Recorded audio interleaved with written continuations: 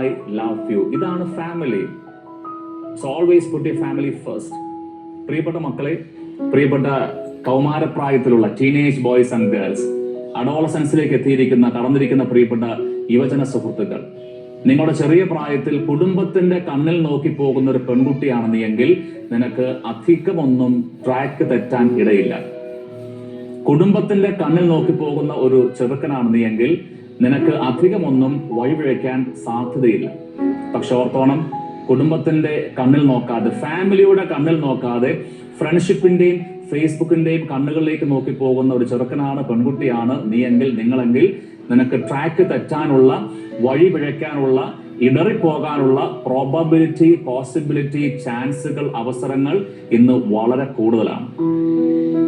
അമ്മയുടെ കണ്ണിൽ നോക്കി പോകുന്ന ഒരു ചെറുപ്പക്കാരൻ ചില സൗഹൃദങ്ങളോട്, ഈ ലോകത്തിലെ എല്ലാ സുന്ദരികളും നിന്റെ മുൻപിൽ നിന്നാൽ നിനക്ക് പറയാൻ പറ്റും, എന്റെ അമ്മയുടെ കണ്ണിന്റെ ശോഭയൊന്നും ഇപ്പോൾ ഞാൻ കാണുന്നില്ല. അപ്പന്റെ കണ്ണിൽ നോക്കി പോകുന്ന ഒരു പെൺകുട്ടിയാണ് നീ എങ്കിൽ നീ പഠിക്കാൻ പോകുന്ന, ജോലിക്ക് പോകുന്ന ഇടങ്ങളിൽ ലോകത്തിലുള്ള എല്ലാ മിടുക്കന്മാരും സുന്ദരന്മാരും ഒന്നിച്ചു വന്നു നിന്നാൽ നിനക്ക് പറയാൻ പറ്റും, എടാ നിന്റെ കണ്ണുകളിൽ എന്റെ അപ്പന്റെ കണ്ണിന്റെ തിളക്കം, എന്റെ അപ്പന്റെ ജീവിതത്തിന്റെ ആ ഒരു പ്രാർത്ഥനയുടെ കണ്ണുനീരിന്റെ തിളക്കമൊന്നും എനിക്കിപ്പോൾ കാണാൻ പറ്റുന്നില്ല. അതുകൊണ്ട് ചില കാര്യങ്ങളിൽ തീരുമാനം നിനക്ക് മാറ്റി പറയാൻ പറ്റും. ഇതിന്റെ പേരാണ് ചങ്കൂറ്റം, ഇതിന്റെ പേരാണ് കോൺഫിഡൻസ്. അതല്ലാതെ സൗഹൃദത്തിനു വേണ്ടി, കൂട്ടുകെട്ടിനു വേണ്ടി വിശ്വാസം പോലും, കുടുംബം പോലും നീ ഉപേക്ഷിച്ചു പോയാൽ പ്രിയപ്പെട്ട മക്കളെ, ഈ വണ്ടി അധികം ഓടില്ല. കാരണം അറിയാം, ഏത് വണ്ടിയാണെങ്കിലും ഓടാൻ ഫ്യൂൽ വേണം, ശരിയല്ലേ? ഇന്ധനം. ഫോർ എക്സാമ്പിൾ, നിങ്ങളുടെ വീട്ടിൽ കാർ പോർച്ചിൽ രണ്ട് കാർ പോർച്ചിലായിട്ട് കിടപ്പുണ്ട് സങ്കല്പിക്കുക. ഒന്ന് ഒരു മെഴ്സിഡസ് ബെൻസ് ആണ്, ഏതാണ്ട് 65-70 ലക്ഷം രൂപ വിലയുള്ള ഈ ക്ലാസ് ആണെന്ന് സങ്കല്പിക്കുക, മെഴ്സിഡസ് ബെൻസ്. രണ്ട് ഒരു ചെറിയ നാനോ കാറാണ്, ഏതാണ്ട് 1.5-2 ലക്ഷം രൂപ പോലും വിലയില്ലാത്ത, അതിൽ താഴെയുള്ള ഒരു സാധാരണ നാനോ കാർ. ഓർക്കണം, ഈ 75 ലക്ഷം രൂപ വിലയുള്ള ആഡംബര കാർ മെഴ്സിഡസ് ബെൻസ് ആണെങ്കിലും സാധാരണക്കാരന്റെ വാഹനമായ നാനോ കാർ ആണെങ്കിലും ഓടണമെങ്കിൽ, ഇവ രണ്ടും ചലിക്കണമെങ്കിൽ, മുൻപോട്ട് പോകണമെങ്കിൽ അതിന് കോമൺ ആയിട്ട് ഒരു കാര്യം ആവശ്യമാണ്. അതിന്റെ പേരാണ് ഫ്യുവൽ, ഇന്ധനം, ശരിയല്ലേ? ഒന്നുകിൽ പെട്രോൾ, അല്ലെങ്കിൽ ഡീസൽ, അല്ലെങ്കിൽ ഗ്യാസ്, അല്ലെങ്കിൽ ഇലക്ട്രിക് പവർ. ഇതിനെല്ലാം ഒരു ഫ്യുവൽ ആവശ്യമാണ്, ഇന്ധനം ആവശ്യമാണ്.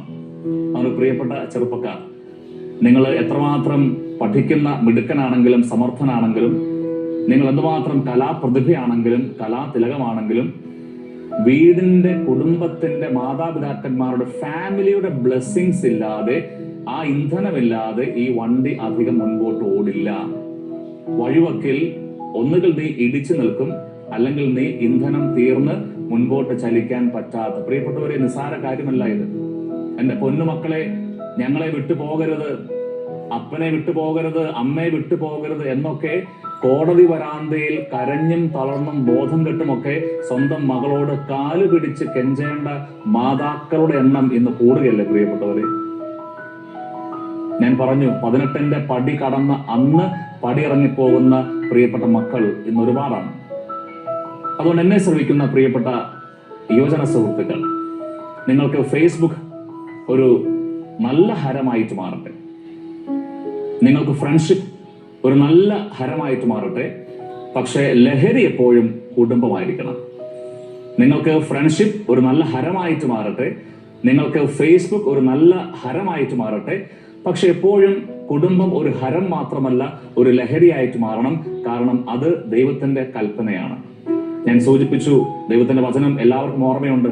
ഈ ഭൂമിയിൽ, മകനെ മകളെ, ഈ ഭൂമിയിൽ നീ ദീർഘകാലം ഐശ്വര്യത്തോടെ സമൃദ്ധിയിൽ ജീവിക്കുവാൻ നിന്റെ മാതാപിതാക്കന്മാരെയും do respect your father and mother എന്ന് പറഞ്ഞാൽ you put your family first. ദൈവം നിനക്ക് നൽകിയിരിക്കുന്ന കുടുംബത്തിന് ഈ ഒരു പ്രാധാന്യം നീ കുടുംബത്തിന് കൊടുത്താൽ, പ്രിയപ്പെട്ട മകളെ, നീ ബാങ്കോക്കിൽ പഠിക്കാൻ പോയാലും, നീ ബാംഗ്ലൂർ പഠിക്കാൻ പോയാലും, പ്രിയപ്പെട്ട മകൻ, പ്രിയപ്പെട്ട യുവജന സുഹൃത്തുക്കൾ, നീ ലോകത്തിന്റെ ഏത് കോണിൽ ജോലിക്ക് പോയാലും പഠിക്കാൻ പോയാലും എപ്പോഴും കുടുംബമാകുന്ന ഒരു CC ക്യാമറ നിന്റെ പുറകെ ഉണ്ട് എന്നൊരു വലിയ ചിന്തയുണ്ടാകും. CC ക്യാമറ എല്ലാം ക്യാപ്ചർ ചെയ്യുമല്ലേ?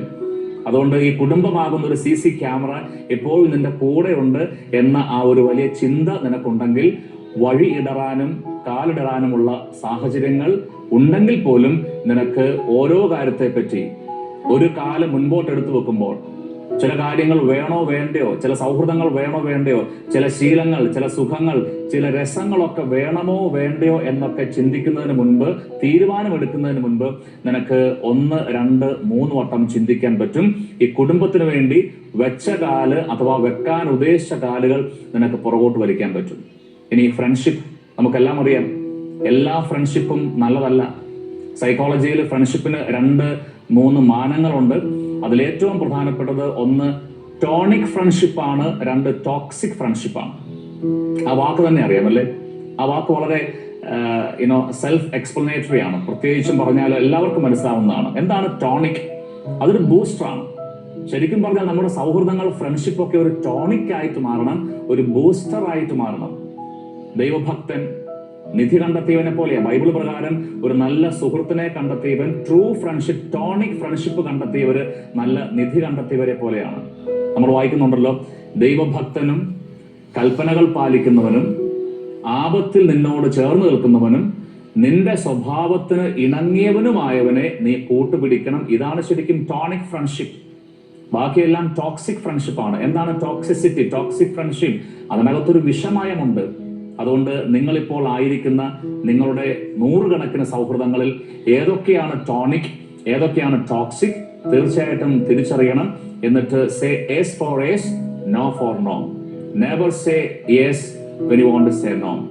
മനസ്സിൽ നോ പറയാനാണ് നിന്റെ ആഗ്രഹമെങ്കിലും സാഹചര്യങ്ങളുടെ സമ്മർദ്ദം മൂലം അവരെന്ത് വിചാരിക്കും, അവനെന്ത് വിചാരിക്കും, ഇവളെന്ത് വിചാരിക്കും, ഇത് ചിന്തിച്ചുകൊണ്ട് യേസ് പറഞ്ഞാൽ പ്രിയപ്പെട്ടവരെ അതൊരു വലിയ അപകടമായിട്ട് മാറും. ഞാൻ അവസാനിപ്പിക്കുക. ഫ്രണ്ട്ഷിപ്പ് ഹരമായിട്ട് മാറണം. അതിനകത്തൊരു എഫ് ഉണ്ട്, എഫ് ഫാക്ടർ. ഫേസ്ബുക്ക് തീർച്ചയാണ് നിങ്ങൾ ഹരമാക്കിക്കൊള്ളുക, ഒരു കുഴപ്പമില്ല. പക്ഷെ പരിധിയുണ്ട്. ഫ്രണ്ട് ഹാസ് ആൻ എൻഡ് എന്ന് പറയാറുണ്ട് അല്ലേ? കാരണം പലപ്പോഴും ദേ ഗെറ്റ് ആൻഡ് ഫോർഗെറ്റ് ആണ്. ശരിയല്ലേ? ചിന്തിച്ച് നോക്കിക്കേ. പ്രത്യേകിച്ചും ചില സൗഹൃദങ്ങൾ, കൂട്ടുകെട്ടൊക്കെ വളരെ സെൽഫിഷ് ആണ്. എന്ത് കിട്ടും, എനിക്കെന്ത് കിട്ടും, ഗെറ്റ്. ഒരു ചെറിയ പ്രശ്നം വരുമ്പോൾ they simply forget, പെട്ടെന്ന് മറക്കും. പക്ഷെ ഫാമിലി എന്ന് പറഞ്ഞാൽ പ്രിയപ്പെട്ടവരെ, ഗിവ് ആൻഡ് forgive. എല്ലാം തന്ന് കൊടുത്ത് അവസാനം എന്തൊക്കെ പ്രശ്നം ഉണ്ടാക്കിയാലും, എന്തൊക്കെ മണ്ടത്തരങ്ങൾ കാണിച്ച് കയറി ചെന്നാലും forgive, മറക്കാനും ക്ഷമിക്കാനും കയറി ചെല്ലാനും ഒരിടം നിനക്കുണ്ട്. അതാണ് കുടുംബം. അതുകൊണ്ട് ഈ ഒരു എഫ് ഫാക്ടർ ഫാമിലി നിനക്കൊരു ലഹരിയായിട്ട് മാറിയാൽ, ആ ഒരു ഇന്ധനം നിന്റെ വണ്ടി, ജീവിതമാകുന്ന വാഹനത്തെ മുൻപോട്ട് ഒരുപാട് കാതങ്ങൾ ഉയരാനും ഒരുപാട് ദൂരങ്ങൾ സഞ്ചരിക്കാനും നിങ്ങളെ സഹായിക്കും. സോ ഈ ഒരു എഫ് ഫാക്ടറിന് ജീവിതത്തിൽ അമിത പ്രാധാന്യം കൊടുക്കണം. മറ്റേത് പ്രാധാന്യം കൊടുത്തുകൊള്ളുക, ഫ്രണ്ട്ഷിപ്പ് ആൻഡ് ഫേസ്ബുക്ക്. പക്ഷേ അമിത പ്രാധാന്യം കൊടുക്കേണ്ടത് ഫാമിലിയാണ്. Because father and mother, I love U, that is family. God bless you. Thank you very much.